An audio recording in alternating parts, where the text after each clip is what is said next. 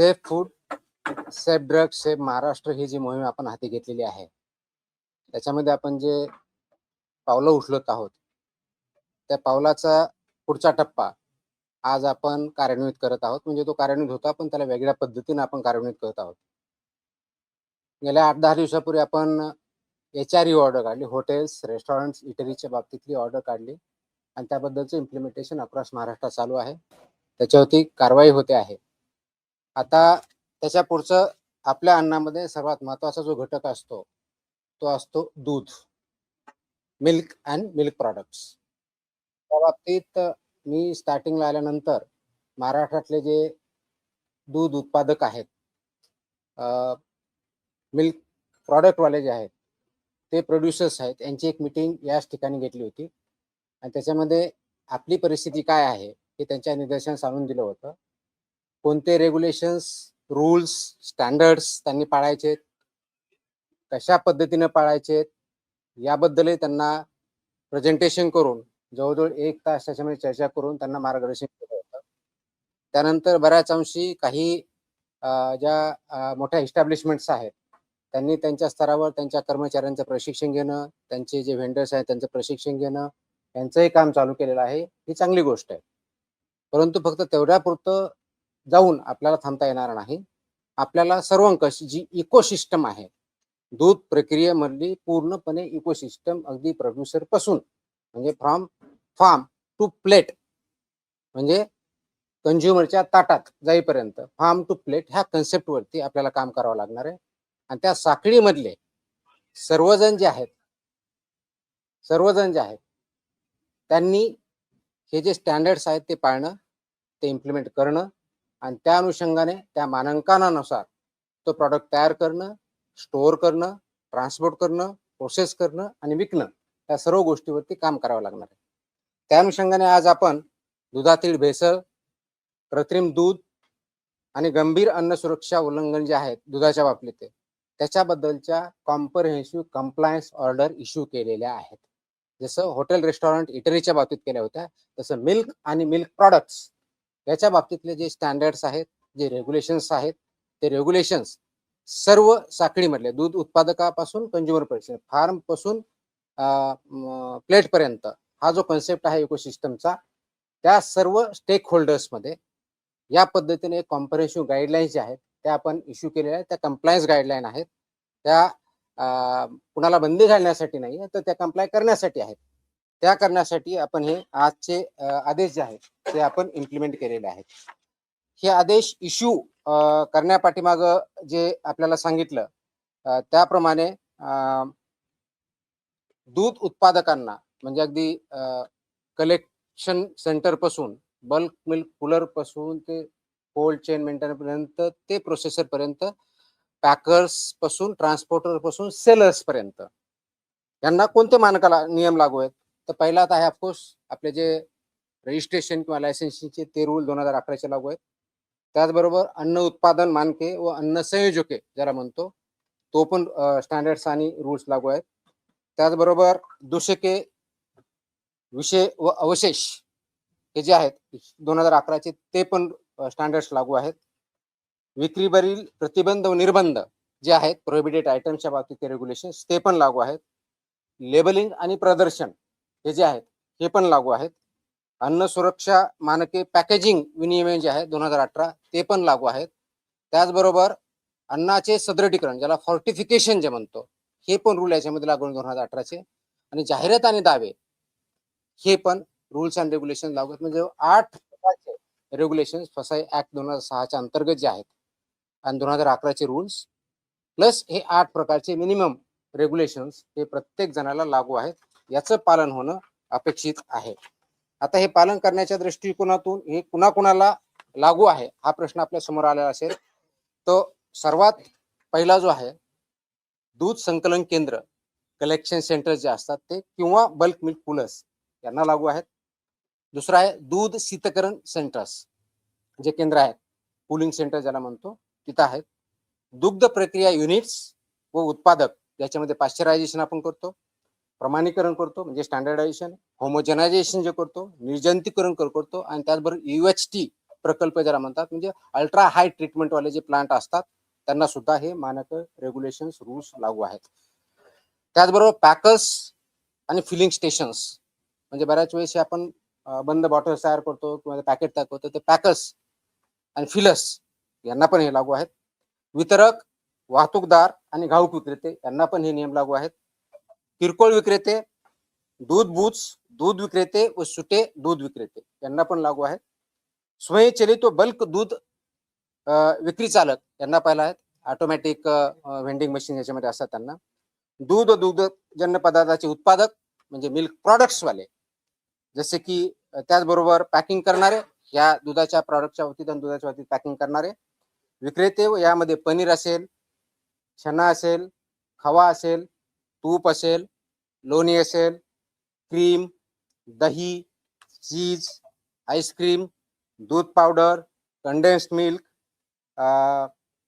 Flavoured milk व इतर सर्व दुग्धजन्य पदार्थ याचे उत्पादक यांना पण हे सर्व नियम लागू आहेत. या सर्वांनी या नियमांचं तंतोतंत पालन करायचंय, ज्याच्या माध्यमातून हे परिपूर्ण दूध, सेफ मिल्क हे कंझ्युमरच्या प्लेट पर्यंत, घरापर्यंत जाईल. कोणत्याही प्रकारचं त्याच्यामध्ये अडल्टरेशन असणार नाही, कोणत्याही प्रकारचं त्याच्यामध्ये कंटॅमिनेशन असणार नाही, कोणत्याही प्रकारचं सबस्टँडर्ड मिल्क ते असणार नाही. म्हणजेच सेफ असेल, अनसेफ किंवा सबस्टँडर्ड किंवा मिसब्रँडेड अशा प्रकारचं मिल्क किंवा मिल्क प्रॉडक्ट्स हे कंझ्युमर पर्यंत आपल्याला देता येणार नाही, विकता येणार नाही किंवा प्रक्रिया करता येणार नाही. यासाठी हे नियम लागू आहेत. आता थोडक्यात, कारण डिटेल ऑर्डर आहे, प्रेस नोट पण डिटेल देतोय मी, त्याच्यामध्ये काही गोष्टी आपल्याला शॉर्ट मध्ये सांगतो, कारण हे जर डिटेल सांगायला गेलं तर खूप मोठ्या प्रमाणात वेळ लागेल. ते आपण प्रेस नोट मध्ये निश्चितच वाचाल हे मला अपेक्षित आहे, त्याची पब्लिसिटी कराल हे मला अपेक्षित आहे. पण थोडक्यात जर आपल्याला सांगायचं झालं तर याच्यामध्ये जसं अप्लिकेबिलिटी सांगितली, त्याचप्रमाणे याच्या कर्तव्य व जबाबदाऱ्या ज्या आहेत, या FBO ज्या फूड बिझनेस ऑपरेटर ह्या सेक्टरमध्ये जे काम करतात त्याच्यामध्ये त्याचे हाताळणारे दूध व दुग्धजन्य पदार्थ हाताळणारे, प्रक्रिया करणे, साठवणे, वितरण करणे, विक्री करणे, अशा सर्व आस्थापनामध्ये याच्यामध्ये हे इम्प्लिमेंटेशन करणं गरजेचं आहे. तिथल्या पायाभूत सुविधा आणि स्वच्छता ह्या महत्वाच्या आहेत. जे युनिट आहे, जसं हॉटेलच्या बाबतीत मी सांगितलं होतं तसं या बाबतीत पण आहे, की आस्थापना जी असतात ह्या पूर्णपणे दूषितीकरणाचे संभाव्य स्त्रोत स्थान, ज्याला पोल्युशनचे शक्यता जी असते त्याच्यापासून दूर असणं अपेक्षित आहे. धूळ, सांडपाणी आणि कीटक यांपासून पूर्णपणे दूर असणं आणि प्रोटेक्ट असणं गरजेचं आहे. दूध स्वीकारणे, दॅट इज रिसेप्शन करणे, शीतकरण करणे, कोल्ड करणे, प्रक्रिया प्रोसेसिंग करणे, पॅकिंग, साठवणूक करणे, यासाठीच स्पष्टपणे त्याचे एरिया दाखवला पाहिजे. एखादी डेअरी आहे किंवा प्रोसेसिंग प्लांट आहे, या ठिकाणी असे वेगवेगळे एरिया आहेत, ते डिमार्केट केले पाहिजेत, लेबल केले पाहिजे, त्या ठिकाणी तेच काम करता आलं पाहिजे.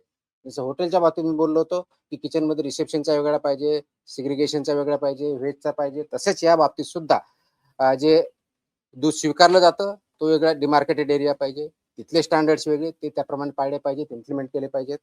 शीतकरण करण्याच्या बाबतीतल्या काय आहेत तिथं केले पाहिजेत. प्रोसेसिंग करण्याच्या बाबतीत आहे त्या ठिकाणचा वेगळा एरिया पाहिजे. पॅकिंग आणि साठवणूक ह्या वेगळ्या गोष्टी आहेत.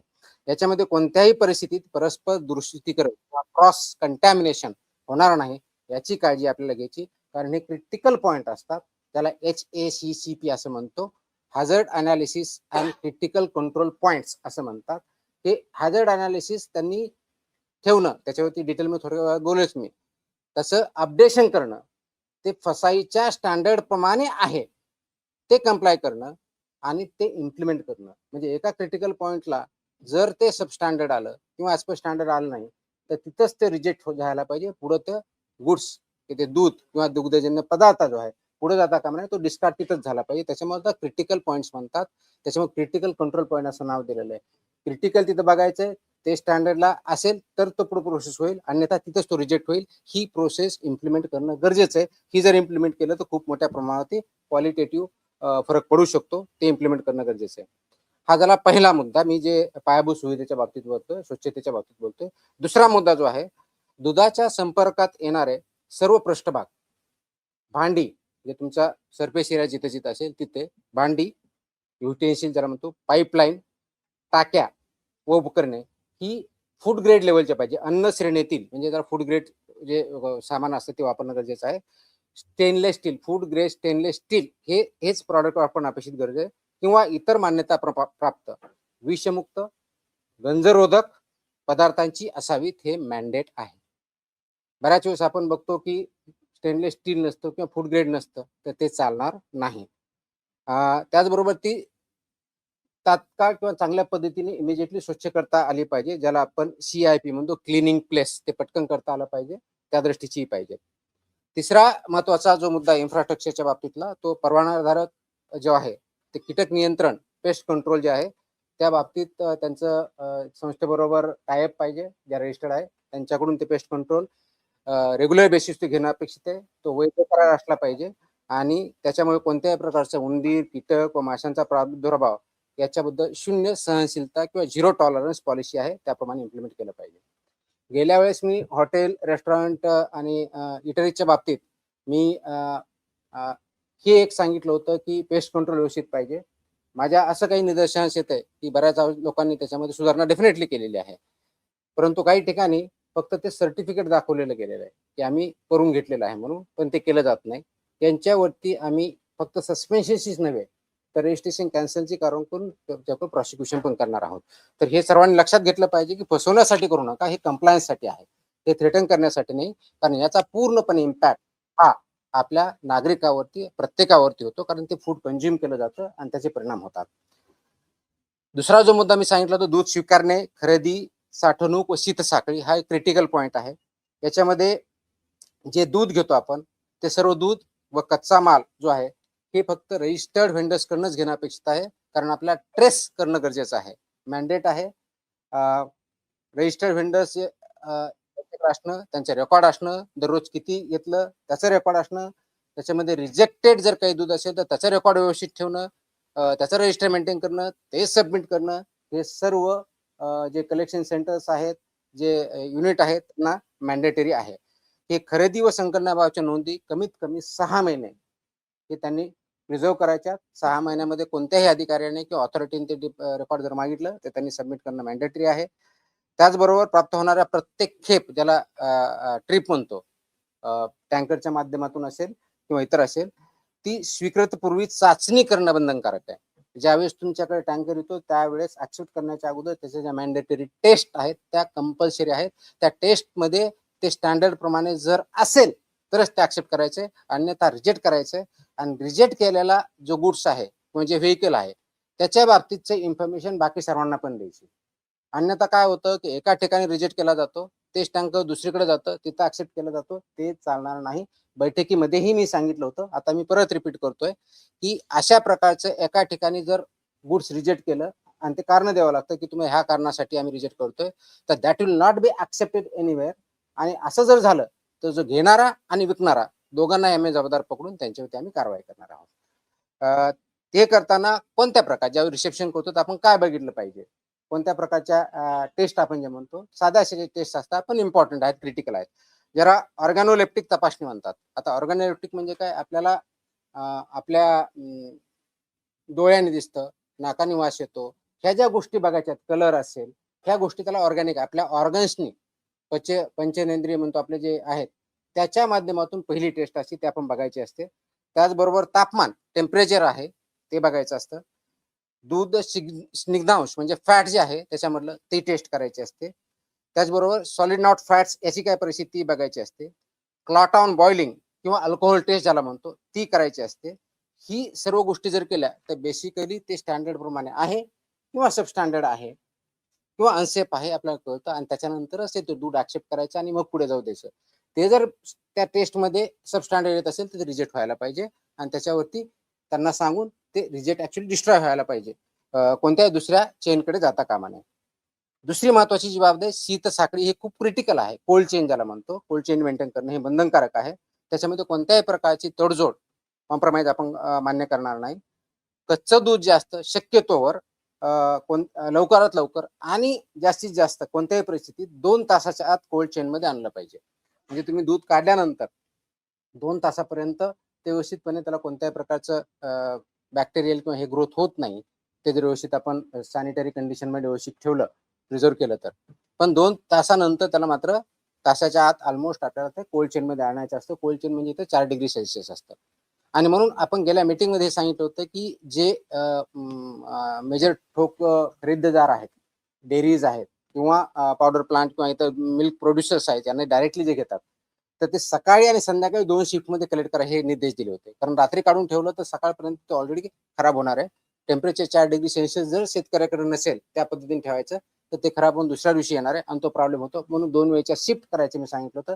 त्या दृष्टीने काही कारवाई चालू आहे. ते परिपूर्ण होणं अपेक्षित आहे. ते थंड केल्यानंतर त्या 4 डिग्री सेल्सिअसला ट्रान्सपोर्ट अगदी डेअरी जाईपर्यंत किंवा प्रोसेस जाईपर्यंत मेंटेन करायचं आहे. हे त्याच्यामधलं मॅन्डेट आहे.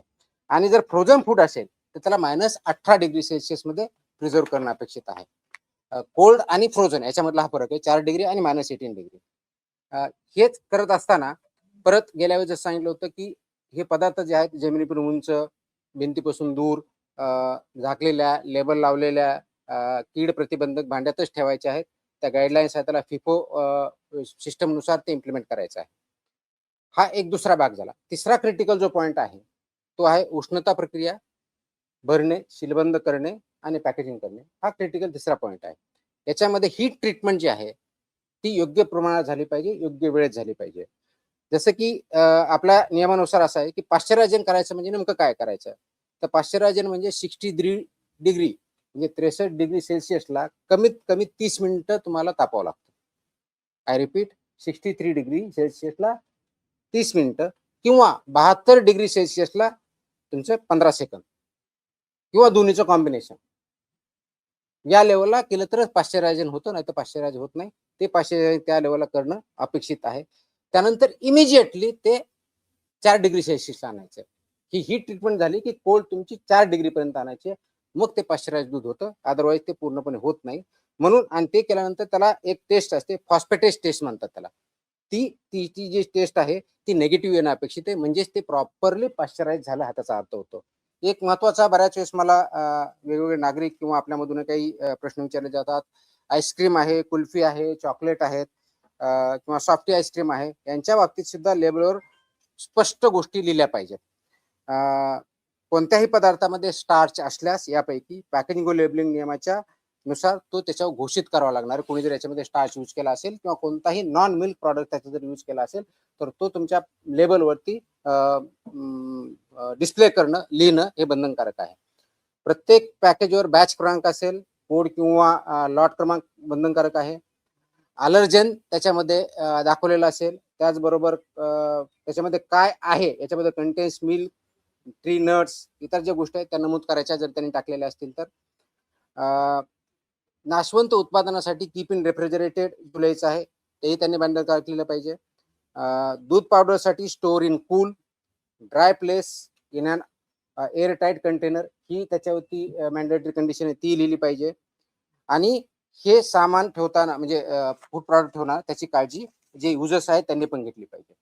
आता दूध आणि दुधाचे जे मानकं आहेत ते मी वाचून दाखवत नाही, आपल्याला माहिती आहे. तर फॅटचा गाईच्या दुधाचा काय, म्हशीच्या दुधाचा काय, शेळीच्या दुधाचा काय, ते पूर्ण वेबसाईटवर आहे. माझ्या प्रेस नोटमध्ये आहे, ते डिटेल मी जात नाही.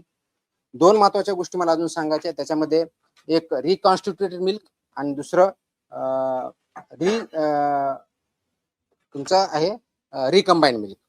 हे रिकॉन्स्टिट्युटेड मिल्क म्हणजे काय, तर हे ड्राईड मिल्क आहे किंवा कॉन्सन्ट्रेटेड दूध आहे. याच्यामध्ये पिण्यायोग्य पाणी मिसळून संबंधित प्रकारच्या दुधासाठी विहित करण्यात आलेले पाणी घनपदार्थ प्रमाण पुन्हा स्थापित करून दुधाच्या विहित संरचना प्राप्त होतील असं तयार केलेलं मिल्क. आणि रिकंबाईन मिल्क म्हणजे पुनर्संयोजित मिल्क म्हणतात त्याला. प्रिझर्व स्वरूपातील दुग्धजन्य म्हणजे मिल्क फॅट जो प्रिझर्व केलेला आहे तो व मिल्क सॉलिड नॉट फॅट्स याच्यामध्ये पाणी करून तयार केलेला आहे. हा त्याच्यामधला डिफरन्स आहे. हे वापरताना त्याच्यामध्ये दुधाच्या बाबतीतला स्निग्धांश विरहित घनपदार्थ स्त्रोत ह्या केवळ वाळविले, ड्राईड किंवा सदन म्हणूनच दुधाचा वापर करावा आणि त्याचप्रमाणे असणं अपेक्षित आहे. याच्यामध्ये एक फूड ॲडिटिव्ह जे अलाउड आहेत तेच ऍड करायचे, त्याच्या व्यतिरिक्त कोणतेही करायचं नाही. ज्या ठिकाणी फॉर्टिफिकेशन ऑफ मिल्क झालेलं आहे, म्हणजे या ठिकाणी विटॅमिन्स पर्टिक्युलरली ए आणि विटॅमिन डी टाकलंय, त्या याच्यावरती एफ हा मोठा बोल्ड लेटरमध्ये लिहायचं, त्याकडून लोकांना कळेल की याच्यामध्ये फॉर्टिफिकेशन कोणत्या पद्धतीच्या आहेत. हे करत असताना पाश्चराईजच्या बाबतीत एक 2-3 महत्वाच्या गोष्टी ज्या मी सांगायच्या म्हटलं होतं, तर त्या सीलबंदला कोणत्याही प्रकारचे छेडछाड जर असेल तर कुणीही विकत घेऊ नये आणि विकणाऱ्याने ते विकू नये. ड्युली लेबर्ड पॅकमध्ये विक्रीस देता येतं, त्याच्या व्यतिरिक्त देता येत नाही.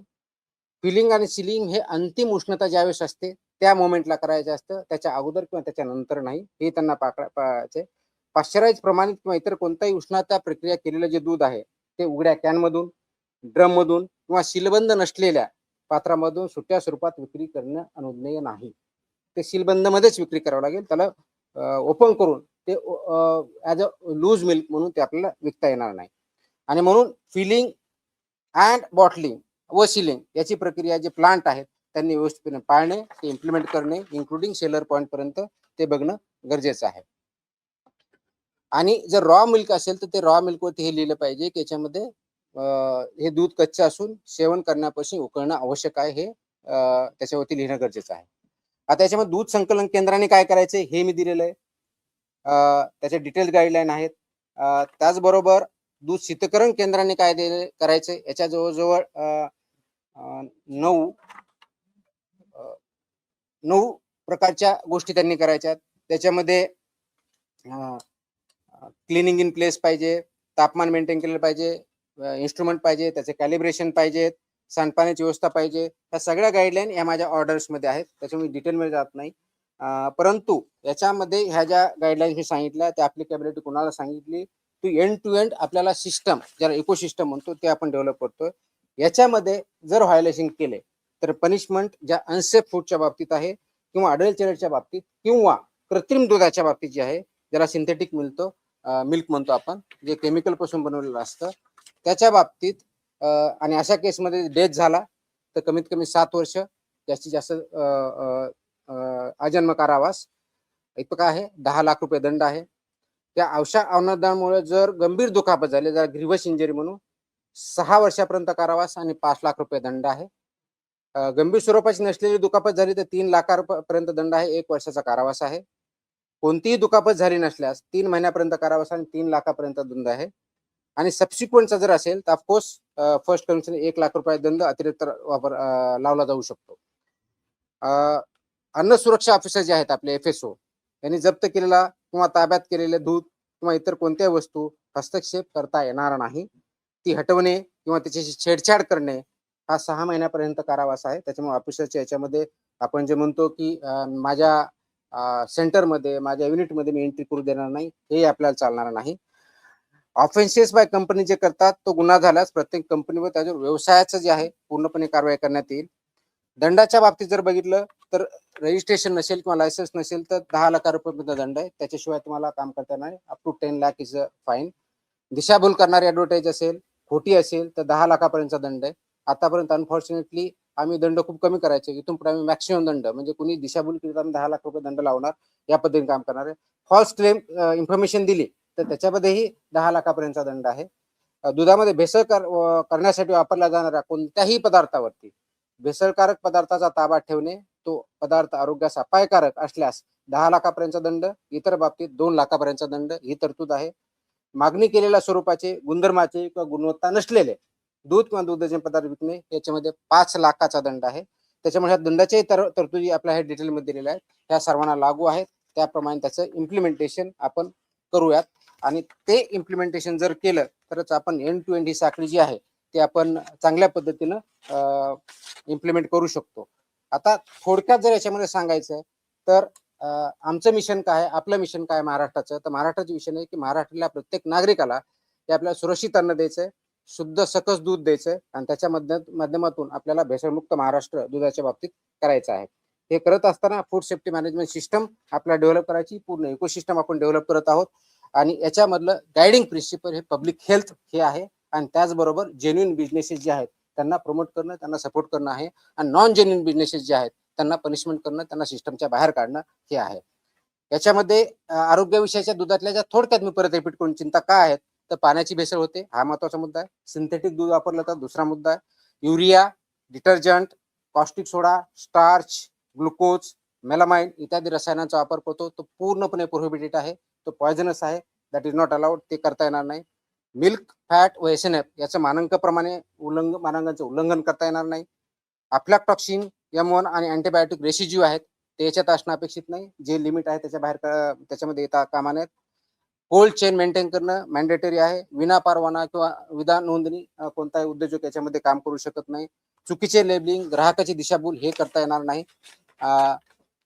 अस्वच्छ परिसर किंवा अन्न हाताळ्या कर्मचाऱ्याच्या हेल्थकडे दुर्लक्ष किंवा अनहेल्दी कर्मचाऱ्यांनी ते करणं हे अपेक्षित नाही आहे.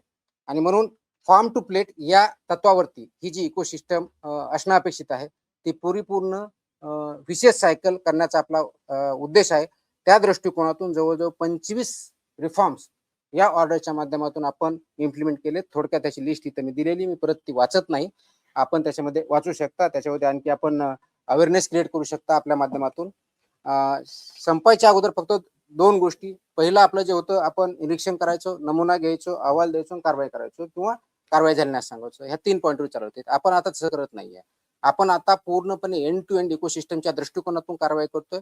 हेल्दी फूड, हेल्दी मिल्क, कोणत्याही फूडचा आयटम आणि हेल्दी ह्युमन बिईंग हा त्याच्या पाठीमागचा कन्सेप्ट, हा त्याच्या पाठीमागचा गोल आहे.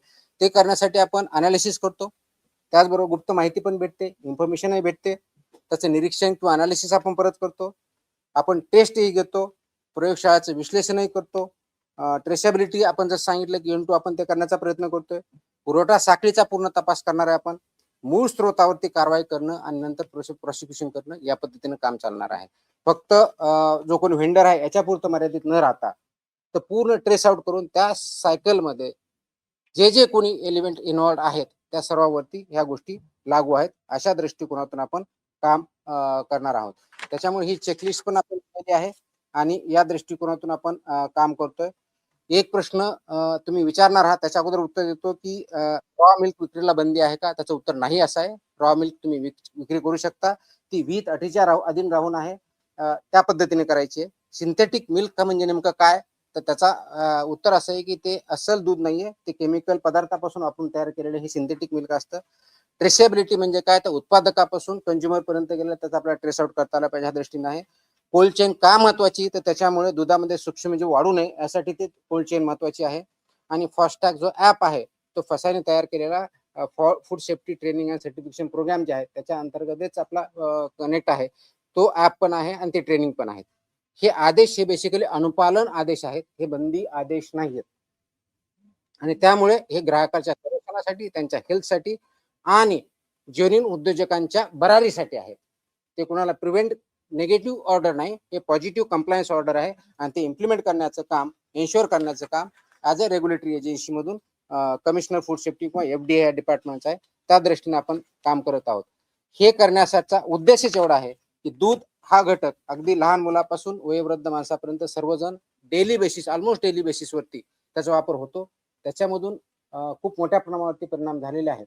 आणि म्हणून माझी सर्व याच्या उद्योजक जे आहेत त्याच्यामध्ये त्यांना विनंती आहे की हे जे स्टँडर्ड्स आहेत, हे जे रेग्युलेशन्स आहेत आणि ह्या ज्या ऑर्डर्स आहेत त्याचं तंतोतंत पालन करा, त्याचं इम्प्लिमेंटेशन करा, जेणेकरून FDAला आपल्या आल्यानंतर सॅटिस्फाय होऊन बाहेर येईल की आपल्यावरती कारवाई करण्याची गरज पडणार नाही.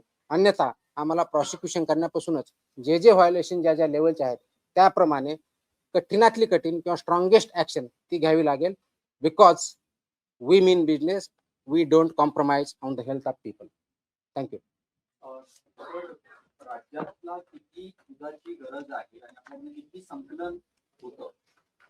आजच्या डेटला आपल्याकडं तो डेटा डेअरी विभागाकडे असतो, तो आपल्याकडे नाही.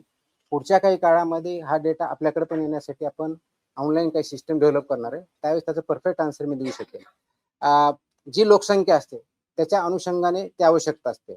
तसं सायंटिफिक स्टडी माझ्याकडे FDA डिपार्टमेंटला नाही, त्याच्यामुळे मला ते कमेंट करताना याचा डेटा हा आजच्या डेटला डेअरी विभागाकडे आहे. आता मी सगळं बोललो, हीच कारवाई त्याच्यावरती सगळे आले याच्यामध्ये, हे सगळ्या गोष्टी त्याच्यामध्ये आहेत. आज विधानसभेमध्ये आमदार जितेंद्र आव्हाडांनी एक प्रश्न उपस्थित केला तुमच्या अनुषंगाने. तुमची या विभागातून बदली करण्यासाठी भेसळ करणाऱ्या लोकांनी 250 कोटी तिथे रुपये गेल्या प्रेसमध्येच याचं उत्तर दिलेलं आहे मी. That is way back. गेल्या प्रेसमध्येच उत्तर दिलेलं आहे. आज ते नियम एकंदरीत तुम्ही जे बंधनं किंवा ज्या अटी सांगितल्या आहेत, बंधनं नाही, कंप्लायन्स ऑर्डर आहे. बंधनं नाही, स्टँडर्ड्स पाळा म्हणून सांगतोय. या अनुषंगाने जर आज कारवाई करायची झाली तर आपले जेवढे एस्टॅब्लिशमेंट आहेत त्यांच्यावरती कारवाई होऊ शकते. असं नाही, आहेत ना काही चांगले. आपण सगळ्यांनाच असं चुकीच्या याच्यामध्ये एका मापदंडाने मापणं बरोबर नाहीये.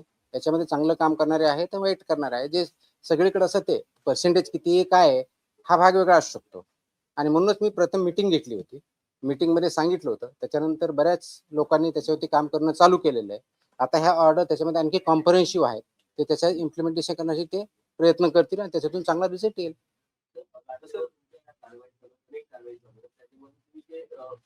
घटक असतात त्या लॅबकडे पाठवतात. तो लॅब तुम्हाला जो हे येतोय काय अहवाल किती दिवसामध्ये येतोय काय त्याचा की कालावधी आहे? ओके, हा शेवटला बोलू का आत्ता बोलू? कारण तुम्हाला 1 महिन्याचा डेटाच देईल मी. Okay okay. त्याला सर जोडून आहे की कायदेशीर काही त्याला आधार घेतात का काही, कारण का लॅबला गेल्यानंतर अनेक जण कायदेशीर पद्धतीनं पळवाट वगैरे काढतात का या माध्यमातून? कायदा इम्प्लिमेंट करण्यासाठी असतो. जे कायदा आहे तेच इम्प्लिमेंट होतं. त्याच्यामुळे कायदेशीर पळवाट हा शब्द प्रयोग माझ्या दृष्टिकोनातून योग्य नाहीये. जो कायदा आहे ते इम्प्लिमेंट करणं काम आहे आणि कंप्लायन्स करणं एफबीओचं काम आहे, इम्प्लिमेंट करणं एफडीएचं काम आहे. याच्या बाबतीत जर बोलायचं झालं तर त्याच्यात जे काही लॅकुना असतील तर त्याच्यावरती विचार होईल. पण अशी कोणती लॅकुना आहे आजच्या डेटला आमच्या निदर्शनास नाही. असं वाटेल त्याच्यावरती आम्ही काम करू. त्याच्या बाबतीतलं लॅबच्या बाबतीतला आपण प्रश्न विचारला. येस, आपल्याकडं सध्या गेल्या वर्षी थोडक्यात आला होता, पण यावेळेस डेटाच्या आधारे मी बोलतोय.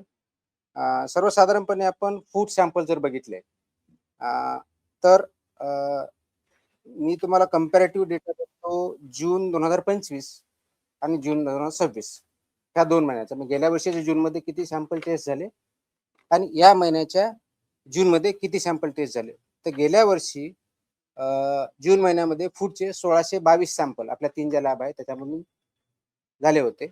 या वर्षी जून महिन्यामध्ये 7494 सॅम्पल एवढे टेस्ट झालेले आहेत. त्याच्यामुळे रेट वाढलेला आहे. त्याची कालच मी डिटेल प्रेस नोट दिलेली आहे. याच्या बाबतीत आम्ही काय काय मेजर्स घेतलेले आहेत. त्याच्यामध्ये 2 शिफ्टमध्ये काम करणं आहे. त्याच्यामध्ये बॅचेसमध्ये टेस्टिंग करणं आहे. म्हणजे एकाच प्रकारचे जर 10 नमुने असतील, 15 असतील आणि ती कॅपॅसिटी जर असेल तर तेवढं एका बॅचमध्ये लावणं असेल. त्याचं प्लॅनिंग मॅनेजमेंटच्या बाबतीत केलेलं आहे. प्रोहिबिटेड आयटमच्या बॅचेस प्रायोरिटीवरती घेतलेल्या आहेत. मिल्कच्या बॅचेस प्रायोरिटीवरती घेतलेल्या आहेत. त्यांना स्पेसिफिक काही डेस दिलेले आहे की ते फक्त त्याचंच काम करतील. हे जे मॅनेजमेंट आहे किंवा इथलं ओव्हरऑल मॅनेजमेंट आहे त्याचं मॅनेजमेंटला फरक पडलेला आहे. अजून पुढच्या महिन्यामध्ये याच्यामध्ये फरक पडलेला असेल. आमचं टार्गेट असं आहे की ऑगस्टच्या पहिल्या आठवड्यापर्यंत म्हणजे जुलै एंडपर्यंत आपण करंट लेवलला येऊ. कोणत्याही प्रकारचे लेगसी राहणार नाही. सो दॅट फूडचा सॅम्पल आला त्याला 14 दिवसाची लिमिट आहे. त्या 14 दिवसाच्या आतच त्याचे रिझल्ट जातील आणि फक्त रिझल्ट जाण्यापर्यंत आम्ही करणार नाही. रिझल्ट आल्यानंतर त्याच्यावर जी पुढची कार्यवाही होणं अपेक्षित आहे माझ्या अधिकाऱ्याकडनं आणि एफबीओस कडनं ती लॉजिकल कन्क्लुजनला नेऊ याच्यावरती आम्ही काम करतो. अनेक वेळेला असं सोशल मीडियावरती व्हिडिओ बघतो की कोणत्याही पद्धतीची रसायनं टाकून ते दूध बनवण्याचा प्रकार केला जातो. तशी कुठची आहेत किंवा त्याच्या बाबतीत काही आपण याच्यावरती सोशल मीडियावरती रिस्पॉन्स मी नाही करणार. सोशल मीडियावरती कुणी काय टाकतं त्याला काय सोर्स नसतो. तर जे काय आता मी सांगितलं कोणत्या प्रकारचे अनवॉन्टेड म्हणजे प्रोहिबिटेड आयटम आहेत यूज करायला ते आपल्याला करताच येत नाही. तसे जे सापडतं आपण कारवाई करतो. एक मिनिट. दोन्ही आमदारांनी एक डेमो दाखवला होता विधानसभा काही रसायनं आणून तयार करतात किंवा फॅट कसं अधिक आहे ना.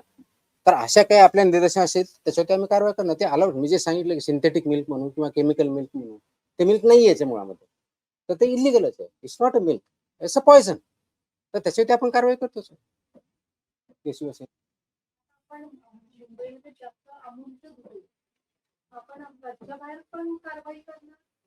माझा अधिकार राज्यापुरता आहे.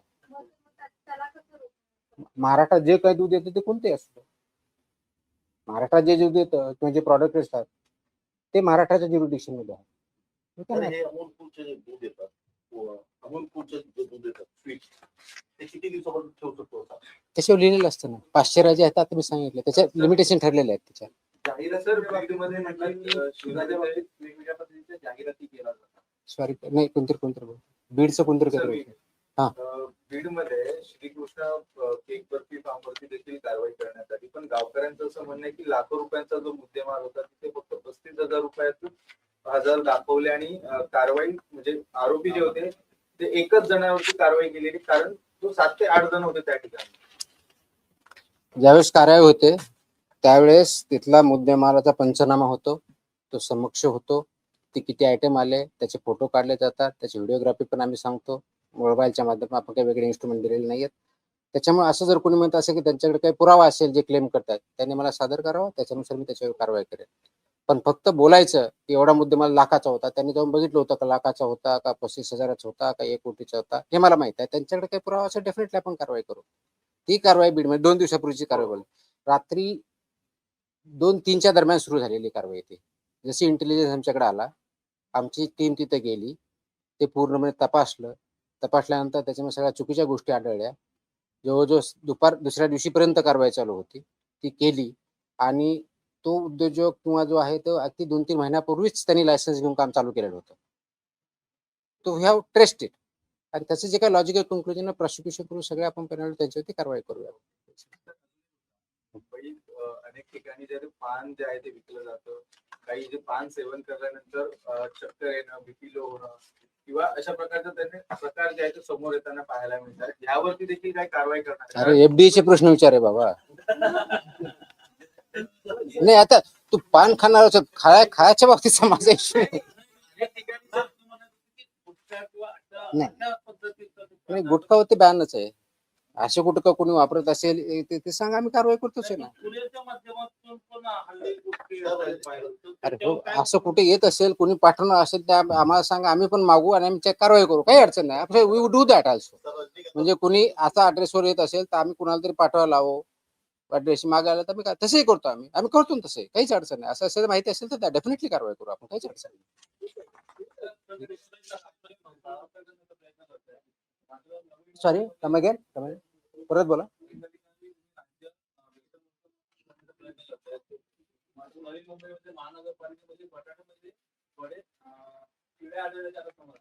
कुठे महानगरपालिकेत का हॉटेलमध्ये कुठे? कॅन्टीन मध्ये आम्ही तपासणी करू, पाठवा तिथे तुम्ही, काय अडचण नाही. हा काय काय काय हा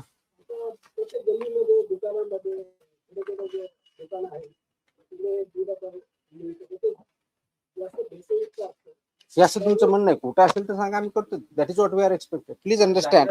ऐकून कसं असतं ज्यावेळेस हे गोष्टी असतात, दिस इज अ 3 खूप महत्वाचे स्टेक होल्डर आहेत त्याच्यामध्ये. एक एफबीओ जो हा माल तयार करतो विकतो, तो व्यावसायिक जो आहे तो. दुसरा रेग्युलेटर म्हणजे आम्ही एफडीए, आणि तिसरा कंझ्युमर. तिघांनी मिळून करायच्या गोष्टी आहेत. रेग्युलेटरचा रोल रेग्युलेटर डेफिनेटली करेल. कमी पडत आहोत आणखी इम्प्रूव्ह करू आम्ही, काही प्रश्न नाही. त्यासाठीच आपण हे जे ऑर्डर्स काढतोय, ऑर्डर काढण्याचे उद्देश काय? ऑर्डर काढण्याचा उद्देश एक काय, एफबीओ यांना हे त्या ऑर्डर्स चांगल्या पद्धतीने परत माहीत व्हाव्यात. काय त्यांचे मानक वापरायचे, कोणत्या प्रकारचे स्टँडर्ड करायचे हे माहिती व्हावं आणि त्यांनी कंप्लाय करावं. दुसरा उद्देश माझा, आणि तो महत्वाचा उद्देश आहे, की लोकांमध्ये जागृती तयार झालेली पाहिजे, अवेअरनेस झाला पाहिजे, की याच्या माध्यमातून होईल, त्यांनाही ह्या गोष्टी कळतील, त्यांनी क्वेश्चन करावेत. त्याच्यामुळे आपण एखादी गोष्ट विकत घेताना ती योग्य आहे का, ते पॅकेज वाचावं, त्याच्यामध्ये एक्सपायरी डेट आहे का, त्याचे कन्स्टिट्युएंट काय आहेत, ते फक्त समोरच्या पार्टला न करता पाठीमागचाही पार्ट बघा. अगर पॅकेजिंग 3 साईडने होते, समोरच्या बाजूने साईडने आणि पाठीमागच्या साईडने, तर ह्या ठिकाणी काय लिहिलेलं आहे ते पण वाचावं. तर ते वाचणं आणि आम्ही रेग्युलेट करणं. तर हे इज अ कंबाईन ऍक्टिव्हिटी. जिथं काही असं असेल तर डेफिनेटली आपल्याला जे मीन्स दिलेले आहेत त्या माध्यमातून आमच्यापर्यंत आलं तर आम्ही कारवाई करू. आम्ही सुमोटोही कारवाई करतो, कंप्लेंटच्या माध्यमातून करतो, इंटेलिजन्सच्या माध्यमातून करतो. त्याच्यामुळं it is a collective responsibility. तर प्रत्येक माणसापर्यंत मी पोहोचू शकत नाही, पण इंडिव्हिज्युअल माणूस आमच्यापर्यंत ह्या माध्यमातून पोहोचू शकतो. कंप्लेंटच्या माध्यमातून, ऑनलाईनच्या माध्यमातून, फोनच्या माध्यमातून तो पोहोचू शकतो. असं जर काही चुकीच्या गोष्टी घडत असतील तर definitely please point it out. Will work on that. लोकसहभाग हा तुमच्या चळवळीतला सगळ्यात महत्वाचा पार्ट आहे. ऑफकोर्स आता जे चेहरे आहेत म्हणजे जे सुट्ट दूध विकतात तर त्याच्यातली जी तुमची जी मानकं आहेत की बाबा एवढं याचं असलं पाहिजे, तर सामान्य माणसाला त्या ठिकाणी ते बरं म्हणजे पॅकिंगला तुम्ही व्यवस्थित पॅकिंग आहे की नाही हे बघायला सोपं आहे किंवा म्हणजे सुट्ट दूध त्या डेअरीतून मिळतं. मी आता खूप क्लिअरली सांगितलं. मी आता क्लिअरली सुट्टे व्हेरी क्लिअरली मी सांगितलं की तुम्हाला पॅकेज मधलं ओपन करून विकता येत नाही. शेतकरी स्वतः काढलेले ते दिलेले त्याप्रमाणे तो विकू शकतो. पण बऱ्याच शहरामध्ये हे जे पॅकेज मधलं दूध आहे ते काढून त्याच्यामध्ये वेगळ्या पद्धतीने काही केमिकल असतात ते विकले जातात. शक्यतो ते अवॉइड करावं अनलेस आपल्याला माहिती आहे की हा शेतकरी आहे आणि तो खरोखर देतो. आता आम्ही ह्या कारवाई सुरू केल्यानंतर माझ्याकडे असे फीडबॅक आहेत की बऱ्याच ठिकाणी रोडवर दूध विक्रेते बसायचे, ते आता बसणं बंद झालंय. याचा अर्थ काय होतो? याचा अर्थ देर आर सम प्रॉब्लेम. तर शहरामध्येही आपल्या बऱ्याच वेळेस आपण करतो की बाबा मला पॅकेज मध्ये प्रॉब्लेम वाटतोय, ते काही चांगलं नाहीये म्हणून मी सुट्टं दूध घेईल. पण सुट्टं दूध जर घ्यायचं असेल तर एन्श्योर करा की खरोखर तो फार्मर आहे किंवा फार्मर म्हणून आणलेला आपल्याकडे जेन्युइन आहे आणि मध्ये तो भेसळ करणार एवढं एन्श्योर करा. ते तुमचा विश्वासाचा इश्यू आहे. तर त्या दृष्टिकोनात आपण सुट्टं दूध घेतानाही ते काळजी घेतली पाहिजे. हिंदीमध्ये नाही, इंग्लिश किंवा मराठी. हा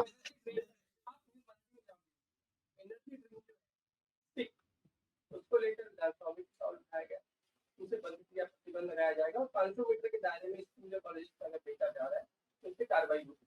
तो आपका एफडीए डिपार्टमेंट उस पर भी कार्रवाई करेगा। उसके बाद क्या उसको देखकर अपनी योजना बनाएगा।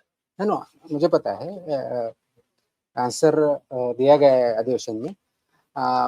इश्यू एवढा आहे की हे जे सो कॉल्ड एनर्जी ड्रिंक्स आहेत, त्याच्यावरती एनर्जी ड्रिंक लिहिलेलं आहे. 2 दिवसापूर्वी 3 दिवसापूर्वीची फसायची ऑर्डर 30 जून 2026 ची फसाईने ऑर्डर्स काढल्या आहेत, नोटिसेस काढलेल्या आहेत. हे जे सो कॉल्ड एनर्जी ड्रिंक लिहिलेलं आहे ते लिहिता येत नाही, क्लेम करता येत नाही, म्हणून 30 जूनच्याच फसाईच्या ऑर्डर्स आहेत. अशा प्रोड्यूस करणाऱ्या ज्या कंपन्या 10-12 कंपन्या आहेत, इन्क्लुडिंग तुमच्या पेप्सिको आहे, रेड बुल आहे, तुमच्या त्याच्यानंतर स्टिंग आहे, यांना नोटिस 30 जून पूर्वी आताच काढलेल्या आहे की तुम्ही असं लेबल करू शकत नाही. त्याचं कारण असं आहे की फसाई ऍक्ट मध्ये जे अनेक्षर ए आहे ज्याच्यामध्ये फूडच्या कॅटेगरी दिलेल्या आहेत आणि फूड कॅटेगरीमध्ये हे एनर्जी ड्रिंक असं काही डिफाईन केलेलं नाही. म्हणून त्या ऑर्डरमध्ये असं स्पेसिफाय केलेलं आहे की जे त्याचा आधार घेऊन किंवा शेड्यूल 4 ज्याच्या आधारे हे मानक आहे त्याचा आधार घेऊन तुम्ही एनर्जी ड्रिंक असं लिहिता कामा नये. हे त्या कंपनीला ऑलरेडी फसाईने नोटीस काढलेली, त्याच्यामुळे तो त्याच्यावर लिहिण्याचा जो प्रकार आहे आता इथून पुढे बंद होईल. त्याच्या एक वो बंद होईल. आता दूसरा सवाल जो आपने किया कि स्कूल के बारे में जो रेगुलेशंस है स्कूल के 500 मीटर्स में क्या चाहिए, उसका क्लियर ऑर्डर है. कौन से उसमें आपका गुटखा नहीं रह सकता, वो तो प्रोहिबिटेड है, लेकिन सिगार नहीं रह सकता है, कौन से आइटम रह सकते हैं नहीं रह सकते हैं, इसका ऑर्डर है. वो इम्प्लीमेंट करना सभी की जिम्मेदारी है, particularly FDA department on the one hand and principal of the school on the other hand. Principal of the school owner वो 500 मीटर में अगर ऐसा कुछ है तो हमें बताए, हम उस पर कार्रवाई करेंगे. उसके बारे में डिटेल्ड ऑर्डर कुछ दिनों में मैं इशू कर रहा हूँ कि स्कूल मैनेजमेंट ने क्या करना चाहिए, पेरेंट्स ने क्या करना चाहिए, एफडीए ने क्या करना चाहिए. अभी इस पॉइंट में हर एक डिस्ट्रिक्ट में टीचर्स ट्रेनिंग हो रही है थ्रू एजुकेशन डिपार्टमेंट डाइट के थ्रू. तो उसमें मैंने मेरे ऑफिसर्स असिस्टेंट कमिश्नर लेवल के ऑफिसर वहाँ भेजे हैं. जो टीचर्स ट्रेनिंग हो रही उसी में जो स्कूल रेगुलेशन फूड के बारे में है वो क्या है वो बताने के लिए ट्रेनिंग के लिए उसका एक सेशन हर एक डिस्ट्रिक्ट में हमने किया है, so that every teacher comes to know कि हमें क्या करना है क्या नहीं करना है. राइट फ्रॉम उनका वेंडर कैसा होना चाहिए, वहाँ कौन सा खाना अलाउ करना चाहिए, कौन सा नहीं करना चाहिए, कौन सा बैन है, ये सब गाइडेंस हर एक टीचर के पास जा रहा है, टीचर की ट्रेनिंग के थ्रू जा रहा है. अभी आज ऑन अभी चल रहा है तो हर एक डिस्ट्रिक्ट में हो रहा है, तो वो एक अवेयरनेस होगा. उसके बाद कुछ दिनों के बाद 8-10 दिन के बाद मैं स्कूल का जो स्टैंडर्ड्स है फूड के बारे में, चिल्ड्रन के बारे में, न्यूट्रिशन के बारे में, उसका जैसा मैं दूसरा ये जो ऑर्डर निकला मिल्क एंड मिल्क प्रोडक्ट्स वैसा ऑर्डर वो भी निकाल रहा हूँ. उसके तहत आपके जो क्वेश्चन है सब आंसर हो जाएंगे. तो सवाल ये क्या है कि एनर्जी ड्रिंक तो नहीं है, मतलब आप एनर्जी क्लेम नहीं कर सकते. नहीं कर सकते. तो अगर एनर्जी क्लेम नहीं कर सकते तो कंपनी आपको कहेगी कि हम क्या क्लेम करते हैं, इट इज सिंपल. तो उनका और वो ऐसी ड्रिंक है, ड्रिंक कैफिनेटेड ड्रिंक या एरेनेटेड ड्रिंक या कार्बोनेटेड ड्रिंक जो डिफाइन होता है उसके कंटेंट कितने होने चाहिए वो डिफाइंड है, उसका वायलेशन वो नहीं कर सकते. लेकिन वो एनर्जी ड्रिंक नहीं बोल सकते क्योंकि बहुत से लोग एनर्जी है इसलिए लेते या देते हैं। उसमें ये भी है कि 18 साल के नीचे लोगों को रिकमेंडेड नहीं है करके, it is not recommended, it is not band but it is not recommended. तो पेरेंट्स से मेरी ये गुजारिश है, लोगों से मेरी ये गुजारिश है कि ये 18 साल के नीचे वाले लोगों को पीने मत दीजिए, प्रिवेंट कीजिए। It is not recommended, it is not advisable, because it contents का तुम्हारा कैफीन है उसमें, इट कंटेंट्स तुम्हारा शुगर है, वो कंटेंट है, उसमें कंटेंट लिखा हुआ होता है और उसमें रिकमेंडेड भी लिखा है कि not recommended for persons below 18 years, lactating mothers, pregnant mothers, लिखा है उस पर, ये मैंडेटरी है। तो मेरा ये है कि लोगों ने इसको पालना चाहिए, इसका इम्प्लीमेंटेशन करना चाहिए, सेल्फ इम्प्लीमेंटेशन करना चाहिए, ऑटोमेटिकली प्रॉब्लम सॉल्व हो जाएगा। क्योंकि आप जैसे कह रहे हैं कि 18 साल के नीचे तो आप यूज नहीं कर सकते, इसलिए हम देखते हैं कि हाईली यूज रेगुलरली इस recommended, प्रिवेंटेड नहीं है, रिकमेंडेड है। तो वो तो हर एक इंडिविजुअल का चॉइस है ना। तो पेरेंट्स तो इसीलिए तो अवेयरनेस जो है, तो पेरेंट्स ने ये केयर लेनी चाहिए कि वो ड्रिंक नहीं कर रहे हैं। अब आप कुछ इससे ये सर्विस शुरू करेंगे उसकी कॉलेज के बाद सर्विस ताकि जैसी सर्विस जो एनर्जी का तो यही बोल रहा है कि मैं टीचर्स और प्रिंसिपल को हम जब ट्रेनिंग कर रहे हैं, उनको यही तो बता रहे हैं। तो हर दिन तो वहाँ प्रिंसिपल रहेगा, टीचर रहेगा, हर दिन तो कोई अथॉरिटी नहीं रह सकता वहाँ पे। तो हर दिन उनके पास स्कूल में बच्चे आते हैं, पेरेंट्स का इंटरेक्शन रहता है, एरिया उनके कंट्रोल में, उनको फुल अथॉरिटी है। और उनका कोई कंप्लाई नहीं कर रहा है तो हमें इंटीमेट करे, हम वहाँ पे कार्रवाई करेंगे। But primarily principal of the school has to do it. उसके ऑर्डर्स में निकाल रहा हूँ तो वो होगा। तो और इसके साथ पेरेंट्स ने कोऑपरेट किया, ऑटोमेटिकली ये हम काम अच्छी तरह से कर सकते हैं, जरूरी है। सर एक महत्त्वाचं लास्ट मागच्या आठवड्यामध्ये मुख्य सचिवांनी एक बैठक घेतली होती. त्या बैठकीला महिला बाल कल्याणचे सचिव, सगळे जेडपी सचिव, पीओ आणि कलेक्टर होते. त्यावेळेला THR टेक होम रेसिपीची योजना, त्या योजनेतून मुलांना घरपोच आहार दिला जातो 0 ते 6 महिने ते 3 वर्षापर्यंतच्या मुलांना. तर तो जनावरांनाही खाण्याच्या लायकीचा नाहीये आणि तुम्ही अशा पद्धतीने देता आहात, अशा पद्धतीचं स्टेटमेंट मुख्य सचिवांचं होतं. आणि त्यामुळे तुमच्या विभागाचा निधी हा पशुसंवर्धनाला दिला पाहिजे आणि तुम्ही खूप केअरलेस वागता असं स्टेटमेंट होतं. तर तुम्ही त्या THR संदर्भात काय ऍक्शन करणार? हे स्टेटमेंट मला माहित नाही, मी त्याच्यावर कमेंट करण्याचं काहीही कारण नाहीये. बट माझ्या डिपार्टमेंटच्या FDAचा जो काही रोल आहे तो एवढाच आहे की सर्व प्रकारचे जे काही फूड आहे त्याचे टेस्टिंग करणं, त्याच्यामध्ये अंगणवाडीला जाण्याच्या फूडचं ते पण टेस्टिंग करतो, जे स्वस्त धान्य दुकान आहे ते करतो. त्याची इंटेन्सिटी आम्ही वाढवणार आहोत, सॅम्पल आणखी चांगल्या पद्धतीने वाढवणार आहोत आणि तिथे काही चुका असेल त्याच्यावर कारवाई करणार आहोत. अरे एक मिनिट, आता भरपूर वेळ झालाय. आणखी तुम्हाला याच्यावर थांबू का काही दुसरी जी महत्वाची चालेल त्याच्यावर काही बोलू? म्हणजे माझी इच्छा नव्हती पण तुम्ही प्रश्न नंतर विचारणार होता. हॉटेल जेव्हा कारवाई विचारतो तुम्ही बोलला असता मग ते प्रश्न ती पण देतोय, पण ह्या दोन सेपरेट आहेत. सो देर फर्स्ट ही ऑर्डर आहे ती परमनंटली लॉंग टर्मची, आणि हॉटेलच्या बाबतीत जी HRE ऑर्डर काढली होती आपण त्याच्यानुसार पहिल्या 2 दिवसाच्यात आपल्याकडे माहिती आलेली आहे. त्याच्यानंतरचे आपण जे कारवाई केलेल्या आहेत 1 आणि 2 जुलैला तर महाराष्ट्रभरामध्ये एकूण 154 हॉटेल रेस्टॉरंट वरती आपण व्हिजिट केलेले आहेत, 154 अक्रॉस महाराष्ट्र. त्याच्यापैकी 32 हॉटेल रेस्टॉरंटचे परवाने रद्द करण्यात आलेले आहेत. 66 यांना इम्प्रूव्हमेंट नोटीस आपण दिलेली आहे. त्याचे डिटेल्स देईलच मी. त्याचबरोबर पान गुटखा, मसाला गुटखा विक्री याच्यावरती 13 व्यक्तींना अटक केलेली आहे गेल्या 2 दिवसामध्ये. 5 आस्थापना सील केलेल्या आहेत, 4 वाहनं जप्त केलेली आहेत, जवळजवळ 2,41,40,00,000चा प्लस माल प्रतिबंधित अन्न पदार्थाचा साठा जप्त केलेला आहे. ह्या ज्या हॉटेलवरच्या कारवाया आहेत त्याच्यामध्ये ठाणे विभागात 10, नाशिक विभागात 10, पुणे विभागात 7, अमरावती विभागात 4, छत्रपती संभाजीनगर विभागात 1 इत्यादी निलंबनाच्या कारवाया झालेल्या आहेत. त्याचे नावं लिस्ट सगळी दिलेली आहे मी.